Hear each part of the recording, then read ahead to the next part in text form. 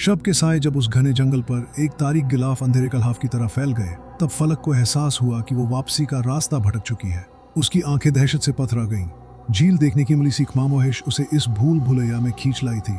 वो जानती थी उसके दोस्त उसे पागलों की तरह तलाश कर रहे होंगे, लेकिन अब वो जंगल के ठीक बीचों बीच ऐद थी। न सिमट का इल्म था, न मंजिल का पता।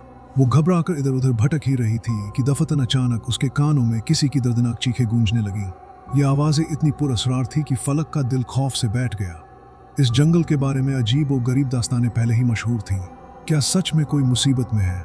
वो हिम्मत करके उन चीखों की जानिब तरफ कदम बढ़ा ही रही थी कि किसी ने उसके शाने कंधे पर हाथ रखा। फलक ने जैसे ही पलट कर देखा, उसके हलक से एक चीख निकली।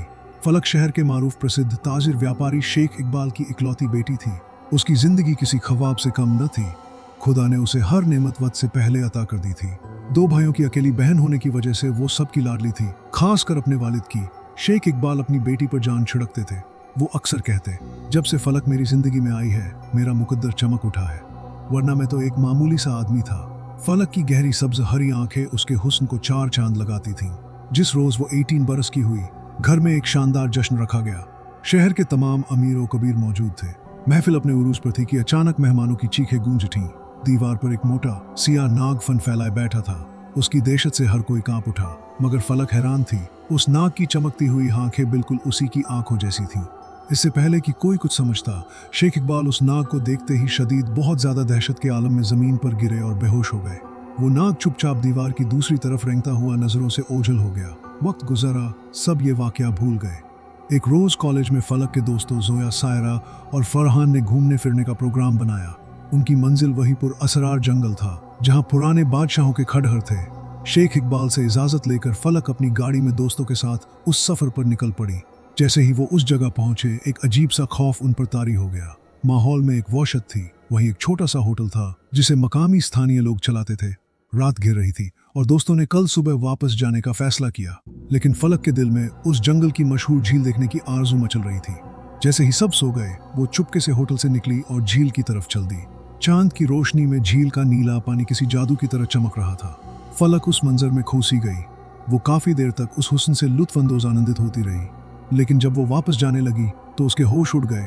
वो वापसी का रास्ता भूल चुकी थी और गलती से एक अनजाने रास्ते पर जंगल के और भी गहरे हिस्से में उतर आई थी। वो सिर थामे खड़ी थी कि कानों में वही दर्दनाक चीखें गूंजने लगी। हिम्मत करके जब वो उस आवाज की तरफ बढ़ी, तो ये देखकर उस पर दहशत तारी हो गई कि आवाजें एक काले गहरे कुएं से आ रही थीं। ऐसा लगता था जैसे किसी को अजियत यातना दी जा रही हो। वो जैसे ही कुएं में झांकने लगी, किसी ने उसके कंधे पर हाथ रखा। पलट कर देखा तो हैरान रह गई। उसके सामने एक नौजवान खड़ा था जिसकी आंखें गहरी हरी थीं। रात की सियाही में उसका सफेद चेहरा चांद की तरह दमक रहा था। फलक ने अपनी जिंदगी में ऐसा हसीन नौजवान नहीं देखा था। तुम कौन हो और आधी रात को यहाँ क्या कर रही हो? उस नौजवान ने पूछा। फलक ने सिर झुका लिया। मैं रास्ता भटक गई हूँ, पर यह कुआं, इससे कैसी आवाजें आ रही हैं? नौजवान ने उसे गौर से देखा। उन आवाजों पर ध्यान मत दो। जो इस जंगल में एक बार गुमराह हो जाता है, वो जिंदा वापस नहीं जाता। ये सुनकर फलक पर खौफ तारी हो गया। तो क्या मैं कभी वापस नहीं जा सकूंगी? खुदा के लिए मेरी मदद करो। नौजवान मुस्कुराया। मैं तुम्हें सुबह तुम्हारी मंजिल तक पहुंचा दूंगा। अभी तुम मेरे साथ चलो, मैं इसी जंगल में रहता हूँ। फलक सोच में पड़ गई। क्या इस अजनबी पर एतबार करना ठीक होगा? लेकिन उसकी गहरी हरी आंखों में एक अजीब सी कशिश थी जो उसे एतबार करने पर मजबूर कर रही थी। वो उसके साथ चल पड़ी। जैसे ही उन्होंने कदम बढ़ाए, कुएं से एक और खौफनाक चीख उभरी। इन आवाजों पर ध्यान मत दो, नौजवान ने कहा। खामोशी से यहाँ से दूर हो जाओ। वो उसे एक पुराने गेस्ट हाउस में ले आया। जगह बेहद वीरान थी। सिर्फ एक कमरे में रोशनी थी। फलक को वहां आकर और भी खौफ महसूस हो रहा था, लेकिन ये रात गुजारनी जरूरी थी। कमरे में पुरानी दीवार घड़ी की टिक टिक की आवाज फिजा को और भी पुरअसरार बना रही थी। वो अजबी न जाने कहाँ चला गया था। फलक अकेली बैठी रात गुजरने का इंतजार कर रही थी कि वो वापस आकर उसके सामने बैठ गया। वो अपनी गहरी हरी आंखों से खामोशी से फलक को देखे जा रहा था। तुम चाहो तो आराम कर सकती हो। सुबह होते ही मैं तुम्हें तुम्हारे होटल छोड़ आऊंगा। मैं तुम्हारी हिफाजत के लिए जाग रहा हूँ। फलक की निगाहें उसके चेहरे पर जमी थीं। तुम इस जंगल में अकेले क्यों रहते हो?